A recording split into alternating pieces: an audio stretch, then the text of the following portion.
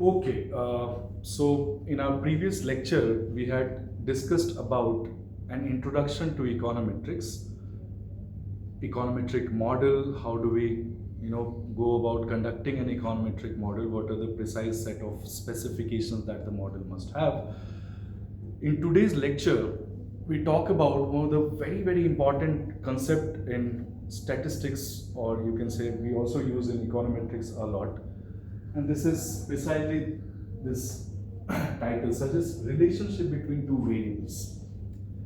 Now, you see, economics contains innumerable, variables that are defined in pairs. Like you have quantity and price, income and consumption, unemployment and inflation, and then you have interest rate and money supply, and so on and so forth. You can find so many, relationships that are defined in pairs.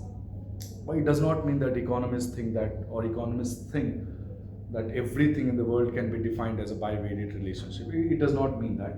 But precisely what do I mean to say over here is that there are innumerable variables that are always defined in pairs in economics. So how do we define a relationship between two variables? That's where the concept of correlation comes.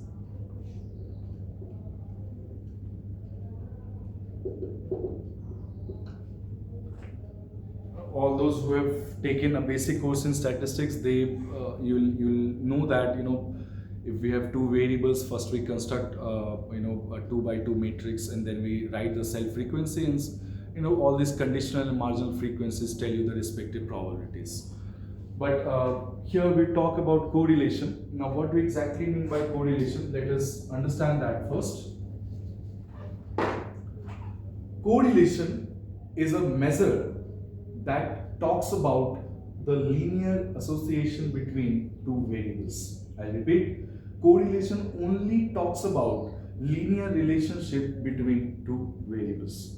So correlation will not talk about non-linear relationship between two variables. It only justifies, or it's a measure of strength of linear relationship between two variables. So let us understand this correlation a bit more.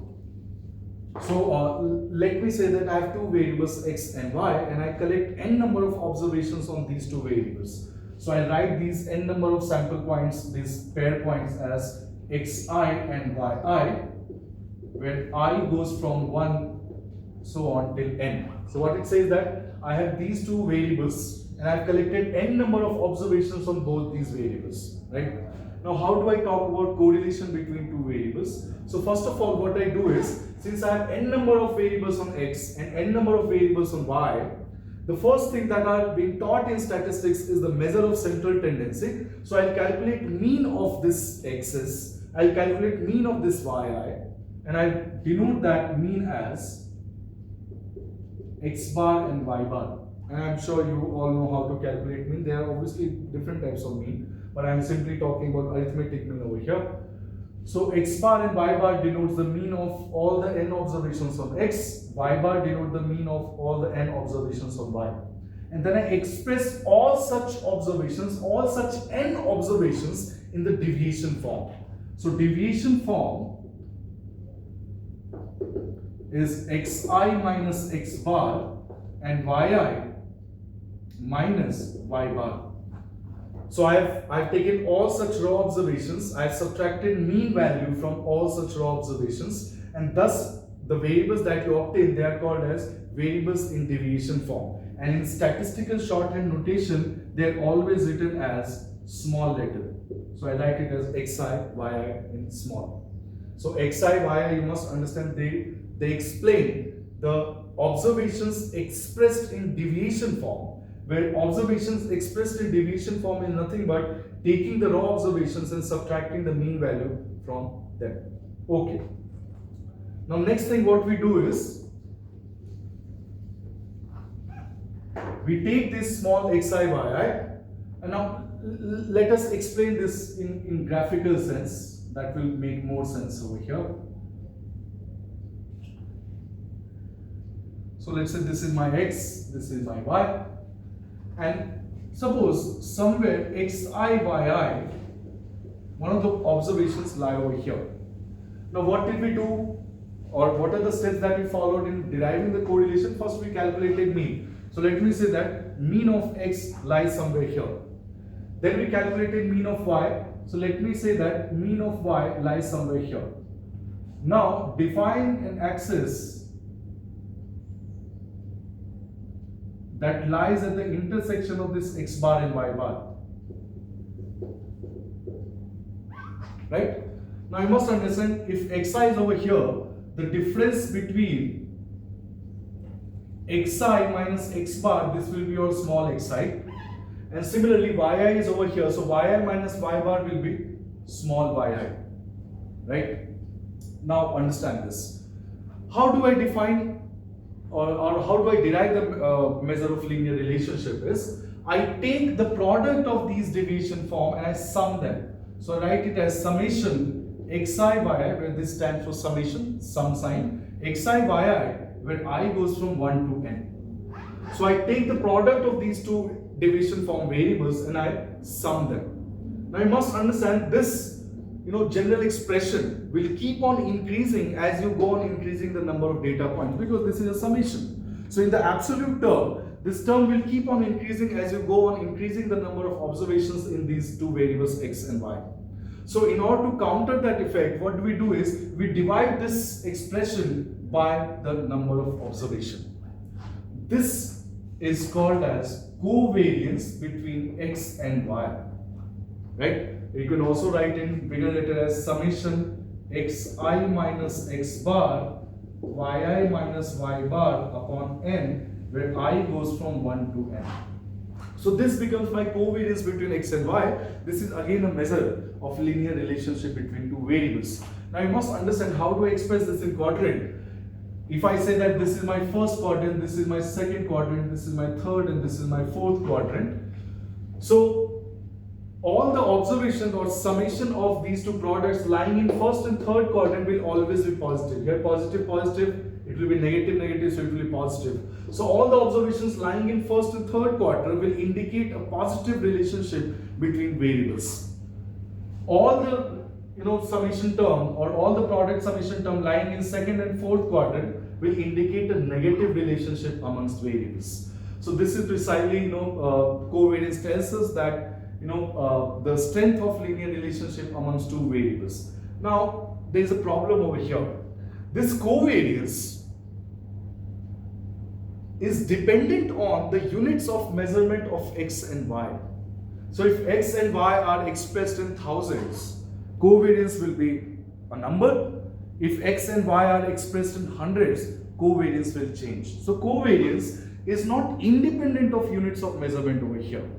So in order to make this entity independent of units of measurement, we define a measure that is called as correlation coefficient. So I'll erase this.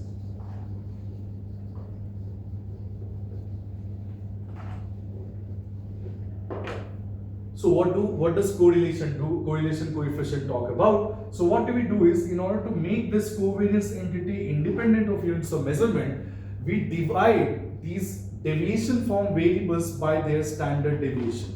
So we take this deviation form variable and divide it by standard deviation of x. And I'm sure you understand what do I mean by standard deviation of x. Standard deviation of x is nothing but summation xi minus x bar ka whole square divided by number of observations. If I'm talking about population, if I'm talking about sample, it will be n minus 1 because you have to calculate mean and so on and so forth. So what do I do is I take the variables expressed in deviation form, I divide it by the standard deviation. Similar, I'll do it here, and then what I do is I define correlation coefficient now as covariance between two standardized deviation variables. When the variables or the variables in deviation form are divided by standard deviation, their respective standard deviation, they are called as standardized variables. So I now define correlation coefficient as covariance between two standardized variables. So I write it as covariance क्या है यहाँ पे, summation xi y divided by n. So now my variables becomes xi by sx and yi by sy. So I'll again write it as summation xi by sx yi by sy and divide by n, where I goes from 1 to n. So I write this as summation I goes from 1 to n xi yi divided by n sx and y, and this term is called as correlation coefficient, and in statistics this is denoted by R.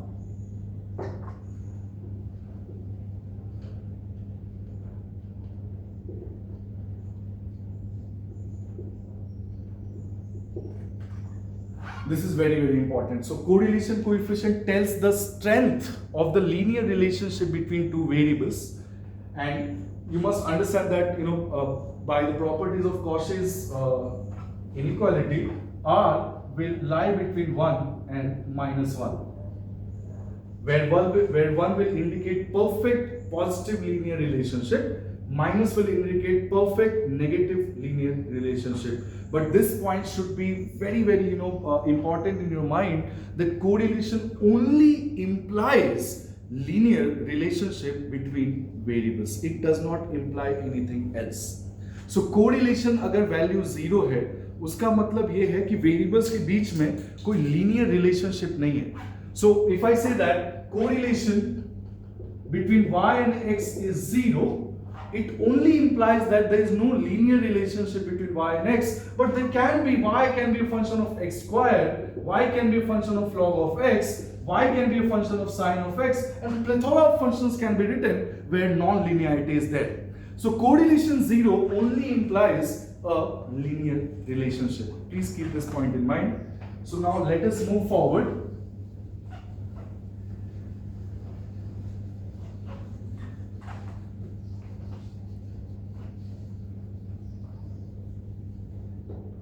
And discuss what do I mean by regression.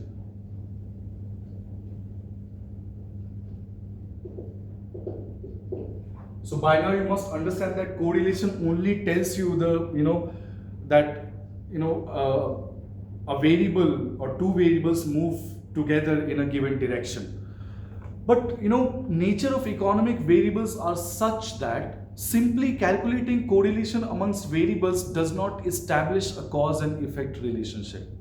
And this is precisely econometrics is all about. We want to establish a causal relationship between certain variables using certain techniques. So correlation simply tells us, that there is some sort of linear relationship between the variables, but it will not tell me which variable cause a change in which variable. So correlation does not imply a cause and effect relation. But in econometrics, we want to establish a causal relationship between variables, and that's where concept of regression comes. So regression in literal sense means, going back.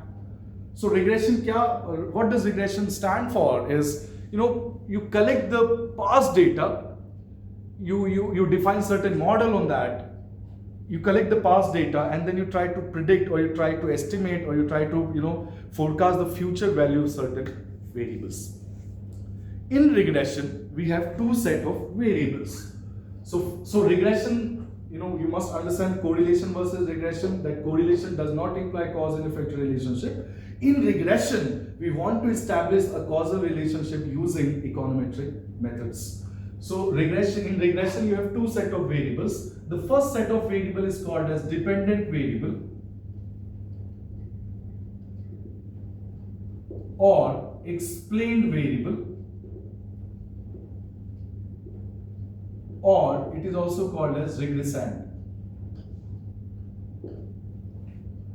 Usually these variables are denoted as y, and the another set of variables, they are called as independent variable or explanatory variable or regressor, and in usual sense they are denoted as x. So in regression we have these two set of variables, And between these two set of variables, we want to establish a causal relationships. Now let us understand how do we go about establishing this causal relationship. So dependent variables are those variables which you take as the variables which get influenced by a certain set of another variable, right? So I can take example that earnings of an individual gets influenced by the number of years of schooling, that is education, that individual has. Some labor economists will point that it also depends on what sex that individual is, that is there is a differential wage rate provided on the basis of sex. So there are certain other variables which you think will influence earnings. So in this case I take earnings as my dependent variable, and I can have plethora of explanative variables depending on the theory, depending on my research on the current subject. So let me just take, for the sake of simplicity, only two explanative variables. So I take education and age. You must understand there can be multiple number of explanative variables. What is my purpose in conducting this test is I want to establish a cause and effect relationship between this set of explanative variables and this dependent variable y. Why they are called dependent variable? Because the movement in this variable cannot be think of as an autonomous variation, whereas these independent variables are free to move even outside the model. So y can only move when these explanative variables change, right? So this set of variables, they are called as dependent variable. This set of variables, they are called as independent variables. So regression precisely tries to establish a cause and effect relationship amongst two set of variables. Now before I wind up this lecture, let me tell you that in econometrics, notion of ceteris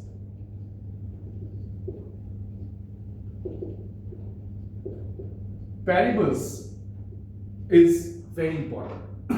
Now what does ceteris paribus stand for? Ceteris paribus stand for keeping or holding all other relevant factors fixed.